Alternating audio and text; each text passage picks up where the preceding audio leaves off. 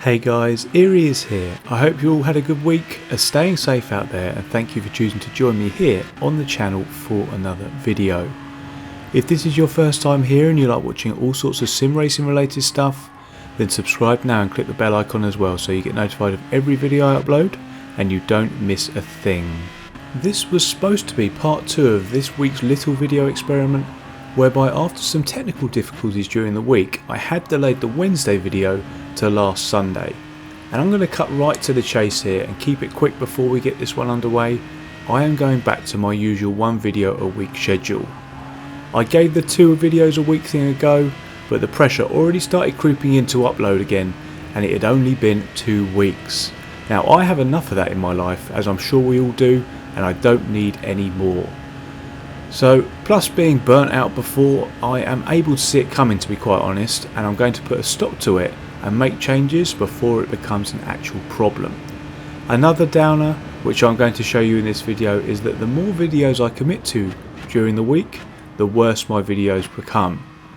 Well, that's mainly because I have less time to make them, so I spend less time sitting there thinking about it, and also same with my race performance, the less time I have to practice, the worse my performances become. Now I'm not going to spoil it, but stay tuned and you'll see exactly what I mean. In hindsight, I just shouldn't have done this. But anyway, let's get on with the racing. You join me here in quali, where due to the length of the track here, we're going to have enough time for just 1 shot. That means the pressure's on, the pressure I normally try to mitigate by putting in a banker lap like I did at the Nürburgring in the last video out.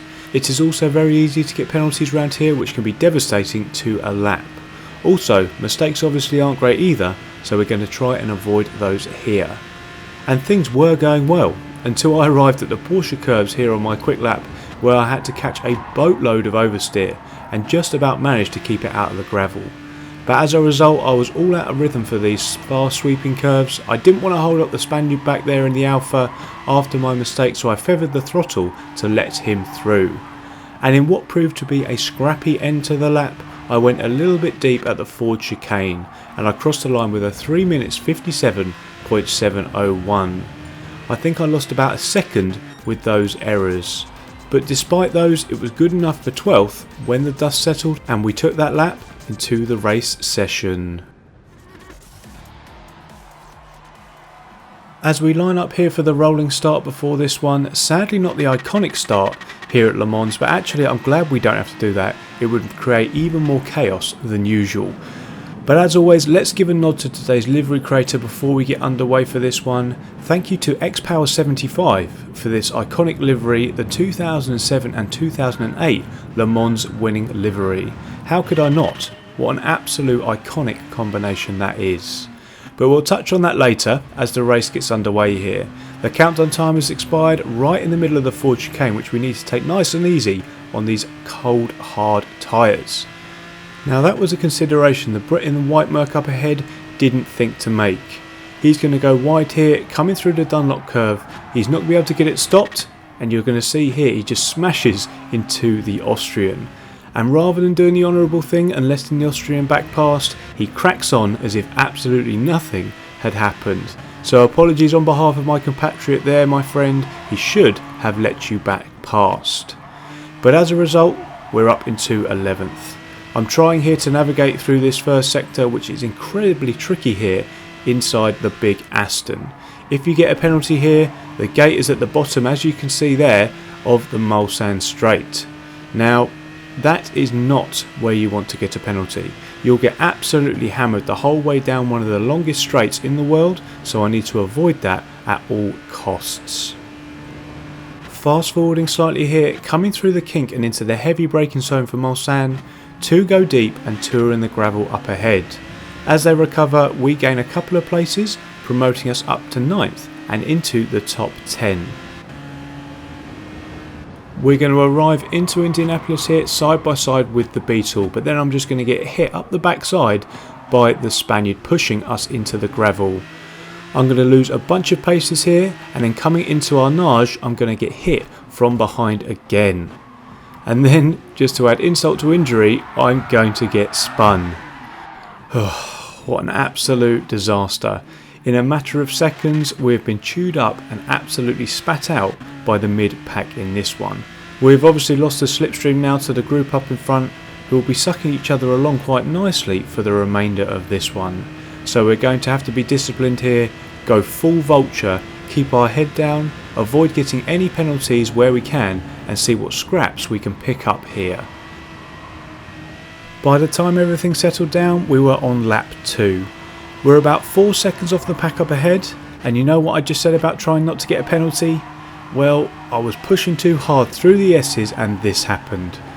I get overtaken, putting me down to last, and my recovery meant I went wide coming through Tetra Rouge, giving myself a further 1 second penalty.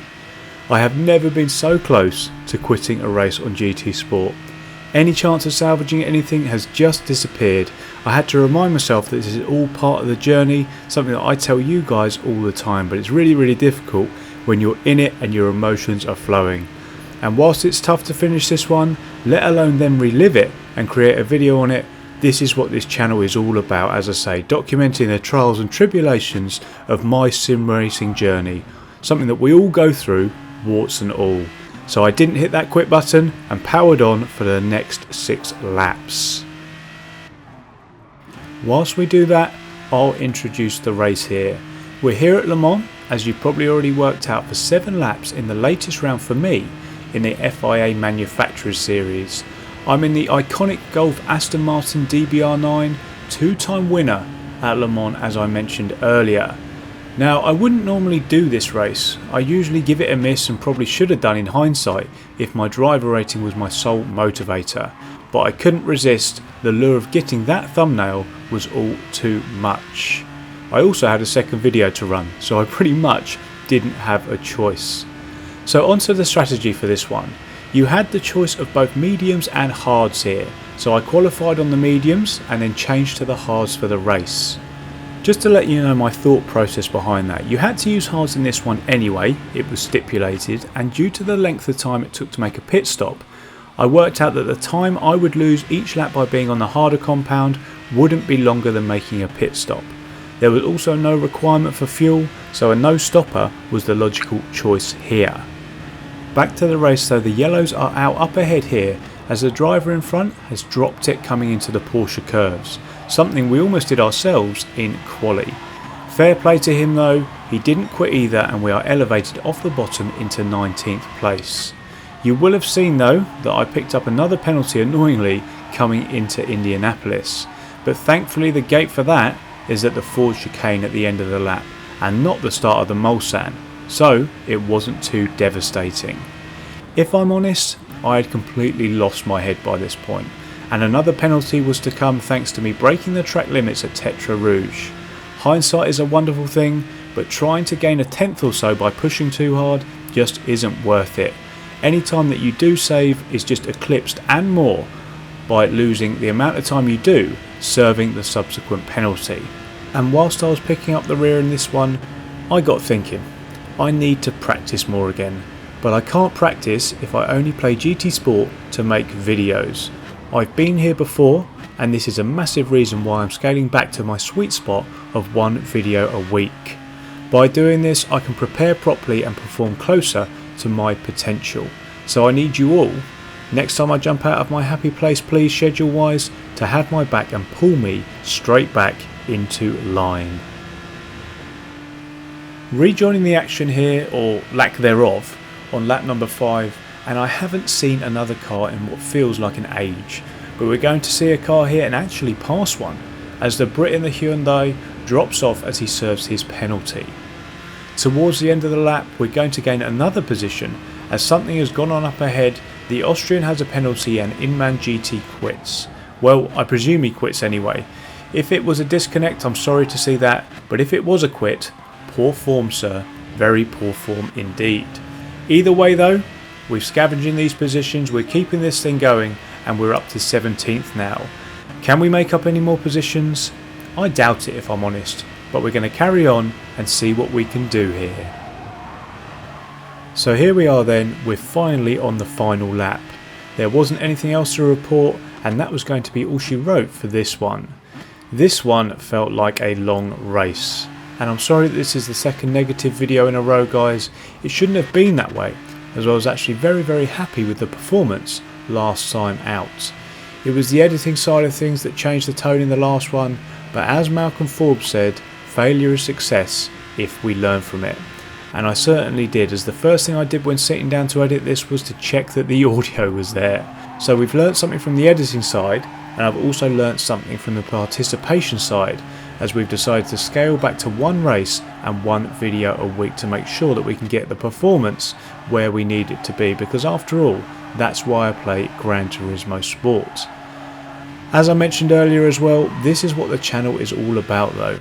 Real life ups and downs. I'm not cherry picking what I show you or anything like that. We can all relate to playing this game, the game that we love, and the good and the bad that comes with it. Again as well, a bad video in my view is better than no video at all, so at least the pain I endured over the last two weren't in vain. So as we come across the line here, our 17th place is confirmed. Let's take a look at how it's affected our driver rating. And as expected, unfortunately all the good work that we did last time out is undone, and we're back down to 53,675. But it's all good. I've made some adjustments off the back of that. We're going to come back to one race and one video a week, which I can look forward to competing in and creating a video about. But for now, it's time to dust ourselves off here and move on to the next one. And on that note, I'm going to end the video there, guys. I hope you enjoyed the video. If you did, please do hit that like button and make sure you're subscribed if you haven't already. We also have merch too, so go check out the Teespring store below and go get yourself some of that if you want to support the channel through there. But thanks again so much for sticking with me through these ones, guys. They haven't been the best, but I will see you in hopefully a more positive one in the next one. Cheers.